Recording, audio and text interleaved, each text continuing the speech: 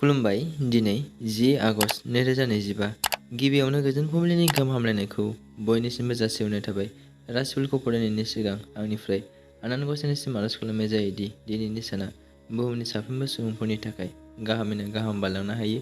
जेबो खैफोद आफोद जायालासे फैदेरनाया दिनैनि राशिफोरखौ फरायथिंलांदिनि गिबियावनो दङ। मेष राशि। देहायाव सानाय सुनाय सिगांनो हागौ, देहाखौ सांग्राङै लाखिनांगोन। वृष राशि। जेरैबो सुखुखौ मोनदांनो हागोन, गोजोनै सम बारहोनो हागोन, मोजां सान। मिथुन राशि। मानिबाफोर रंजाथाइ फालिनाय समाव रंजा बाजा खालामनो हागोन। कर्कट राशि। मानिबा लामा हान्थिनाय समाव हेंथाफोर मोननो हागौ, साननाया फेलें थांनो हागौ, सांग्रां जानांगोन। सिंह राशि। सानाय सुनाय बेराम गोनाङा सांग्राङै थानांगोन, डक्टरनि बोसोन मानिनांगोन। कन्या राशि। बबेबा गोजान जायगाफ्राव दावबायहैनानै गोजोननाय लानो हागोन, दिनैनि दिना मोजां सान।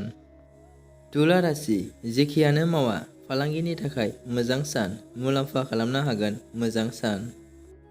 वृश्चिक राशि। सोरजोंबा बायदिसिना होननानै लाजि फोनांजानो हागौ, गोसोआव दुखु मोननो हागौ।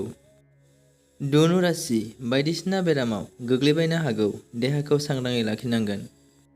मकर राशि। माबाफोर साननाय थांखिफोर जाफुंनो हागौ, गोसोआव रंजानाय मोनगोन।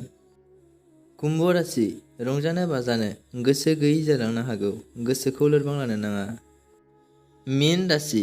बेफार फालांगि मावनायाव रांखावरि मुलाम्फा मोननो हागोन, मोजां सान। दिनै राशि फरायनाया एसेनोसै, गोजोन्थों।